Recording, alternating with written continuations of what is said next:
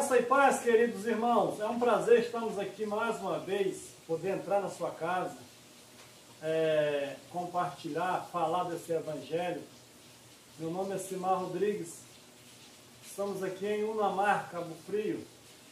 E todos os domingos nós se reunimos aqui com um grupo, lemos a palavra, pregamos. Então você que mora aqui na nossa região, se quiser assistir uma reunião com a gente, reunimos ali para estar louvando e engrandecendo. Nossas reuniões começam às 7 horas e nós estamos na Rua da Raposa, número 98. Vai ser um prazer recebermos você aqui. E quero agradecer por você que tem inscrito no nosso canal. Nós já estamos caminhando para 200 inscritos, falta 50 mais ou menos, mas glórias ao nome do Senhor, porque quando eu comecei esse canal com muita dificuldade, irmão, e você já imaginou 1, 2, 3 inscritos, e hoje, graças a Deus, as pessoas estão gostando da mensagem, estão comentando, outros não gostam, mas isso faz parte. Mas eu quero deixar bem claro, o evangelho que nós pregamos é o evangelho da graça. Muitas pessoas vão entrar, vão dar dislike, mas é para você que quer entender a graça e realmente acreditar nesse evangelho que já foi tudo consumado. Então, você que chegou agora novo no canal, talvez você não está entendendo essa mensagem, mas volta lá um pouco, que tem vários títulos lá, e não na primeira impressão você já logo vai desligando, chamando de herege. Assim também, quando eu entendi e vi essa mensagem, eu logo rejeitei, mas depois eu fui analisando e fui ver realmente que o Evangelho da Graça é o Evangelho que esteve oculto há mais de 2000 anos. Quando Paulo morre, esse Evangelho é encoberto. Mas pela glória do nome do Senhor, através da internet e hoje da divulgação da mídia, ele tem chegado até os confins do mundo.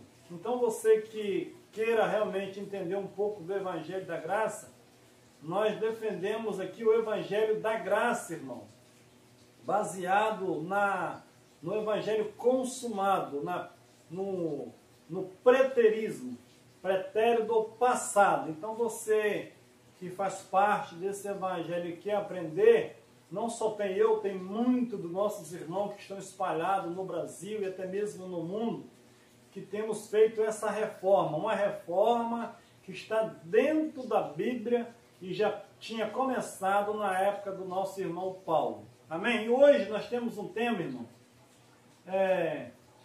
um tema bem interessante: como Deus tirou o pecado do mundo. Porque, se você observar, todos os pregadores da graça, eles entendem que o pecado foi tirado. Quem não entende hoje é aquelas pessoas que não sabem discernir entre a lei de Moisés, o evangelho da circuncisão e o da incircuncisão. Então, para os gracistas, para os nossos irmãos que estão em graça, essa mensagem é até corriqueira, é até velha. Mas para você que está chegando agora, então é necessário você entender um pouco como Deus tirou o pecado do mundo. Porque disseram para nós que nós éramos pecadores, tínhamos o pecado de Adão, e nós tínhamos que levantar as mãos e aceitar a Cristo para que Ele pudesse perdoar os nossos pecados. Da antiga aliança, todo ano o sacerdote ia lá e oferecia sacrifício para purificar o pecado dos judeus. Se realmente essa visão que entendemos há uns 20, que vivi 20 anos nesse sistema, fosse verdade mesmo, então Jesus era como um sacerdote normal. Porque todo ano eles purificavam o pecado, o povo ficava livre do pecado durante um ano. Chegava no outro ano, tinha que ser purificado de novo, na carne. E agora, se temos pecado todos os dias, então, na época do sacerdote, seria melhor. Mas a Bíblia diz que com uma só oferta, ele aniquilou para sempre o pecado. Então nós vamos hoje estudar um pouco como é que esse pecado saiu do mundo ou dos judeus. É o que nós vamos aprender. Nós vamos ler aqui, irmãos, Romanos 6, versículos 6 e 7. Sabendo isto, que o nosso velho homem foi crucificado com Cristo, com ele, para que, vamos voltar aqui, sabendo isto, que o nosso homem velho foi crucificado com ele, para que o corpo do pecado fosse desfeito, a fim de não servirmos mais ao pecado. Verso 7. Pois quem está morto está justificado do pecado. Então Paulo está dizendo que o corpo do pecado foi destruído na cruz. Pois quem está morto está justificado. Quando Cristo morre, ele destrói o corpo do pecado. Mais à frente nós vamos saber que corpo do pecado seria esse. Então a Bíblia diz que pelo homem o pecado entrou no mundo. Agora, pelo homem, por Cristo, o pecado iria sair. O pecado de Adão entrou em apenas um dia. No dia em que Adão comeu da fruta, ele morreu. Agora Deus faz uma promessa que através do homem o pecado entrou, através do homem, o filho da mulher, nasceria um que pisaria na cabeça da serpente, tiraria o pecado do mundo. Então nós vamos ver aqui, se por um homem o pecado entrou, por um homem o pecado iria sair.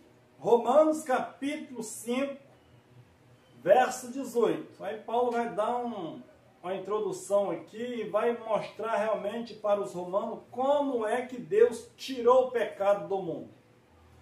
Romanos 5, 18. Portanto, assim como por uma só ofensa veio o juízo sobre todos os homens para condenação, assim também por um só ato de justiça veio a graça sobre todos os homens para justificação e vida.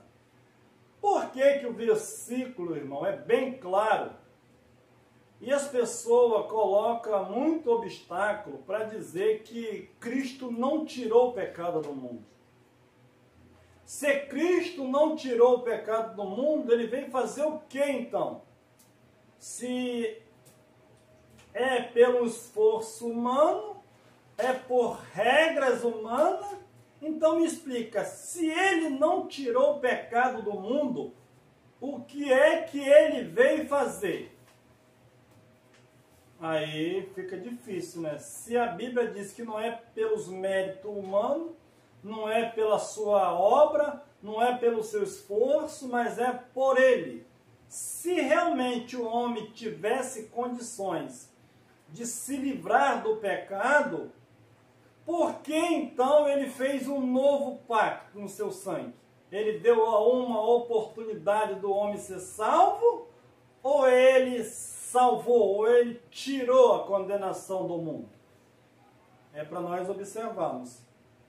Então, se pelo um ato de injustiça o pecado entrou no mundo, através de Adão todos morreram até a cruz, agora pelo um ato de obediência de Cristo, ele traz a graça sobre todos os homens. Romanos capítulo 3, versículo 23, um versículo bem lido aí, nossos irmãos, diz assim, preste atenção, porque todos pecaram e destituídos estão da glória de Deus. Quantas vezes, meus irmãos, nós íamos para as reuniões e voltava com esse peso na consciência. Todos pecaram e estão destituídos da glória de Deus. Só que nós esquecemos, hoje, nossos irmãos em graça, que realmente tem conhecido a graça de Deus e o pacto que Ele fez, nós não somos enganados mais por essas falácias. Porque todos pecaram está no passado, não está no presente. Então, quando você vê alguém lendo, irmão, porque todos pecaram, você pega o pecado de Adão e coloca na sua vida, anulando todo o sacrifício de Cristo. Agora, nós precisamos dar continuidade no texto. O que o texto à frente vai falar? Se nós lemos esse Romanos capítulo 3, versículo 23 e parar por aqui, nós podemos fazer um sermão de 1 hora ou 2 horas, ou de poucos minutos, e todo mundo ir embora para casa com essa mensagem que é pecador.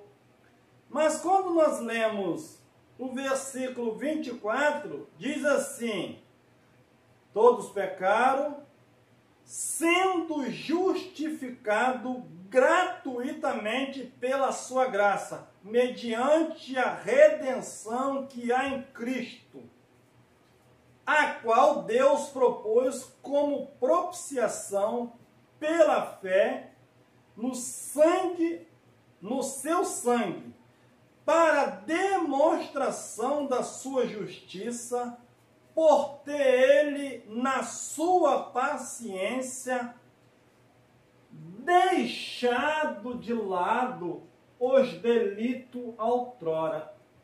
Ele trouxe os delitos depois da cruz, ou ele deixou de lado os delitos outrora? Ele deixou de lado os delitos cometidos outrora, através de Adão, e agora ele faz uma coisa nova. A Bíblia diz: eis que eu farei uma coisa nova em Israel. Pode ser que uma nação pode nascer em apenas um dia? A Bíblia diz: e isto eu farei. Zacarias capítulo 3, versículo 9, diz que ele tiraria o pecado daquela nação em apenas um dia. Então, ele deixou os pecados cometidos e passa uma borracha, traz a graça sobre todos que estavam ali, transportando eles do mundo de Adão para o mundo em Cristo. O que a igreja hoje, brasileira e do mundo todo, não quer entender, que da cruz para frente foi feito um novo mundo. Ainda que os dois pactos continuou até no ano 70, mas eles não querem acreditar que Cristo fez novo todas as coisas, então precisaria rasgar esse versículo de lá. O pecado que Jesus perdoou, meus irmãos, o pecado de Adão teve efeito no mundo todo antes da cruz, mas só foi imputado na vida de Adão. Todos pecaram, mas os gentios não tinham lei. Deus escolhe uma nação para um propósito e dá as leis para eles. A cobrança era para eles. Os gentios não tinham lei. Os gentios seriam salvos através da fé de Abraão em Cristo, depois do sacrifício. Gálatas capítulo 4, versículo 4, nós vamos ver quem estava debaixo do pecado. Todo estava debaixo do pecado. Mas o pecado só foi cobrado da nação de Israel, porque Cristo viria daquela nação para fazer dos dois povos apenas um. Gálatas 4, verso 4. Vindo a plenitude dos tempos, Deus enviou seu Filho, nascido de mulher, nascido debaixo da lei ou sobre a lei, ele era o último servo da lei de Moisés, para resgatar os que estavam debaixo da lei, a fim de recebermos a adoção de filho. Então, quem estava debaixo da lei? Era o mundo todo, o planeta todos, ou havia uma nação debaixo da lei? Para resgatar o que estava debaixo da lei. Qual era a nação que estava debaixo da lei de Moisés? Só a nação de Israel. Os outros não tinham lei. Ainda que eles éramos pecador pela morte, a morte que entrou através de Adão, eles herdaram a morte. Mas Deus não cobrou deles. Cobrou da nação de Israel, que tinha um propósito para vir o Salvador. Então, como então, Simar, que os gentios não tinham lei? Romanos capítulo 7, verso 8. Mas o pecado, tomando ocasião pelo mandamento, operou em mim toda a espécie de concupiscência. Porquanto, onde não há lei, está morto o pecado.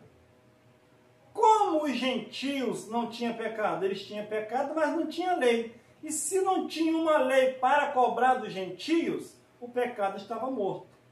Se existe uma placa dizendo não pode passar daqui 50 a velocidade máxima, então se alguém passar com 60 km por hora, esse alguém ele é multado. Agora, se tirar aquela placa, tirar o radar e não deixar nada escrito ali, quando alguém passar mais de 50, ele vai ser multado? Não, porque a lei já não está ali mais. Foi tirado o radar. Então, quando Deus traz a lei para o povo de Israel, mas ele tinha um propósito que ele mesmo cumpriria a lei e salvaria o povo daquela lei. Mas o gentio não podia ser cobrado porque não tinha lei para eles, eles mesmos eram as suas próprias leis. Então, quando Cristo veio para perdoar o pecado da nação de Israel, aquele que estavam debaixo da lei. Se naquela época, meus irmãos, a lei não era para os gentios, e agora nós que nascemos agora no século 21, será que a lei de Moisés é para nós? Aí não adianta nem tentar colocar lei mais em nós, porque nós somos libertos e entendemos realmente o sentido da graça e o que foi feito realmente no Calvário. Só a graça de Cristo nos basta. Então nós vamos continuar aqui, Romanos capítulo 10, que diz assim: pois Cristo é o fim da lei, para justificar a todo aquele que crê. Vamos parar um pouquinho e analisar. Quando Cristo vem, ele vem para cumprir a lei. Ele cumprindo a lei, ele fez uma nova lei, a lei do Espírito de vida. Romanos capítulo 8, versículo 1 e 2. Portanto, de agora em diante, não há condenação para os que estão em Cristo Jesus. Porque a lei do Espírito de vida nos livrou da lei da carne, da lei de Moisés. Tudo aquilo que era na lei de Moisés, aquela lei é anulada, agora Cristo dá uma lei no Espírito. Então, pois Cristo é o fim da lei para justificação daqueles que nele crê. A nação de Israel estava sobre a lei de Moisés. Cristo vem, paga o preço que era devido, e agora a mensagem era para tirar o israelita daquela lei de Moisés, que não precisava mais fazer sacrifício para perdão de pecado, porque Cristo era o seu resgatador, ele era o Messias, ele era o ungido, ele era o pastor de Israel, que tiraria o rebanho das garras do inimigo, da lei mesmo, daquela servidão que eles viviam, porque a Bíblia diz que a lei nunca aperfeiçoou coisa alguma. Então agora Cristo é o fim da lei só para aqueles que crescem. Porque quem continuasse crendo na lei de Moisés e não deixasse aquele sacrifício para perdão de pecado, eles não iam alcançar o perdão, porque eles não acreditavam que Cristo era o mediador de uma nova aliança. Então, para todos aqueles que nele crêem. Hebreus capítulo 7, Nós vamos ver aqui, pois com efeito, Hebreus 7, versículo 18, pois com efeito o mandamento anterior é abrogado por causa da sua fraqueza e inutilidade. Então, quando Cristo vem, tem um mandamento, tem uma aliança que foi feita no Monte Sinai. Quando ele aparece e vai para a cruz, esse é o corpo do pecado, porque quando nasceu essa organização da lei de Moisés? Nasceu no Monte Sinai. Então isso era uma corporação, era o corpo da lei, era uma instituição. Então quando Paulo diz lá em Romanos 6,6 que o corpo do pecado foi desfeito, então estava morto o pecado. Porque quando a lei de Moisés deixa de existir, o corpo do pecado foi destruído. Aquela lei, não podemos hoje ilustrar isso como uma empresa. Uma empresa tem as suas regras. Quando aquela empresa ela é destruída, ou acaba, ou vem à falência, aquelas leis é destruídas também. Então, quando Cristo vai para a cruz, o corpo do pecado ele é destruído, as leis de Moisés. Para ilustrar melhor, a igreja hoje não é o corpo de Cristo. É a mesma coisa, ele destrói o corpo do pecado, a lei de Moisés, e agora constrói um novo corpo em Cristo pelo Espírito. Então, o corpo do pecado, quando Paulo tinha em mente, não é destruir o corpo nosso, seria aqueles conjuntos de regras que regia o povo de Israel. Pois a lei o 19, pois a lei nenhuma coisa aperfeiçoou. Se a lei aperfeiçoava alguém para a vida eterna, para que Cristo viria? As leis eram regras e mandamento para um comportamento melhor, para que Cristo viesse para anular o efeito que Adão tinha causado, tirar o veneno de Adão na realidade. E desta sorte, introduzida uma melhor esperança, pela qual nos aproximamos de Deus. Se Adão tirou todos de Deus, o primeiro homem, agora ele anula aquela lei que exigia uma morte, ele morre na exigência da lei, e agora ele vem e dá vida para todos aqueles que nele crescem. Então, como é que essa lei foi destruída? Colossenses capítulo 2, versículo 13 e 14, que diz assim: e a vós, Paulo estava dizendo, e a vós, quando estavas mortos nos vossos delitos, e da incircuncisão da vossa carne, vos vivificou, juntamente com ele, perdoando-nos todos os delitos. Todos os delitos quer dizer quantos delitos? Todos. Isso não foi pessoalmente, meu irmão. Se o pecado de Adão atingiu todos, agora a graça ela atinge todos também. Precisa crer, entender e andar por esse caminho, para ser salvo, não no espírito, mas para ser salvo na mente, sofrer uma metanoia para entrar no reino. O reino já foi estabelecido, o reino de Deus está na terra, a eternidade é no céu. O verso 14, e havendo riscado, como ele destruiu o corpo do pecado, riscando as leis que era contrária, e havendo riscado o escrito de dívida que havia contra nós. Meus irmãos, esse escrito de dívida, ele durou até na cruz. Não tem escrito de dívida hoje contra nós, porque nós aqui que Paulo está incluindo, era eles lá no século I.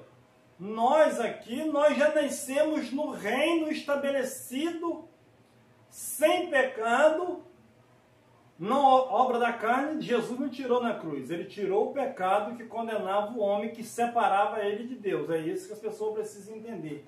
Então o escrito de dívida foi perdoado por eles. Eles que fizeram parte de Adão, chega em Cristo, Cristo tira o jugo deles e pendura na cruz e dali dá liberdade para todos.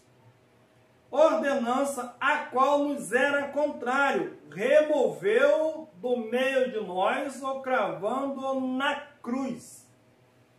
Ele cravou na cruz ou vai cravar? Então ele fez apenas com uma só oferta, com um só sacrifício, ele aperfeiçoou para sempre. A carne ou o espírito? O espírito.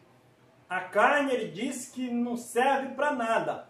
Ah, então eu posso fazer o que eu quiser. Não, irmão, você tem a mente de Cristo, você sofreu uma metanoia.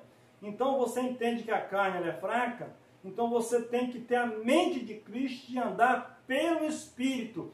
Quando você pratica uma obra da carne, essa obra da carne, você vai colher ela na carne, vai trazer dificuldade para você. A Bíblia diz que o livro de Gálatas, capítulo 6, diz que de Deus ninguém se zomba, ninguém escarnece, porque tudo que o homem semear, isso ele ceifará. Então, semeie coisas boas, semeie sementes boas, porque se você semear sementes ruins na carne, você vai colher na carne. Hebreus capítulo 10, versículo 16, então Deus anula o pecado, e agora ele tem uma coisa nova, novidade, um novo pacto, que a igreja não entendeu. Eles misturam tudo, bota ali e tira assim, vamos pregar o evangelho. Evangelho, meus irmãos, é novidade de vida. Foi aquilo que Cristo deixou depois da cruz. Antes da cruz tem Jesus de Nazaré com as suas doutrinas, era para os judeus. Mas tudo que Jesus fez nós temos que fazer? Não. Temos que pegar as coisas boas e levar para o Espírito e fazer dessas doutrinas não preso na lei de Moisés. Porque Cristo, ele era um servo da circuncisão. Ele veio debaixo da lei para resgatar. Se nós formos fazer tudo que Jesus fez na religião judaica, nós vamos ser um judeu. Mas as leis de Moisés não eram para nós. Então Cristo, depois da cruz, ele é Cristo ressuscitado. Hebreus 10. Este é o pacto que farei com eles depois daquele dia. Que dia seria esse, meus irmãos? Na cruz ele cumpriu tudo no mundo espiritual. Mas o templo de Jerusalém estava de pé, oferecendo sacrifício, dons segundo os homens. Então Paulo lidou com isso tudo. Oferecendo sacrifício, os dízimos, as ofertas continuaram ainda. Mas chega no ano 70, aquele templo cai por terra e dali para frente Deus estabelece o seu reino para sempre. Este é o pacto que farei com eles depois daquele dia, diz o Senhor. Porei as minhas leis em seu coração e escreverei em seu entendimento. E acrescenta, e não me lembrarei mais dos seus pecados e das suas iniquidades. Por que todo dia, quando nós chegávamos nas reuniões, o pastor sempre estava dizendo, ei irmão, você que é pecador, nós somos miseráveis, nós não prestamos, Adão acabou com a nossa vida. A Bíblia diz que ele fez um novo pacto. O pacto de Adão passou na cruz. Eis que tudo se fez novo. Este é o pacto que farei com eles depois daquele dia, depois da cruz. Porei as minhas leis no seu coração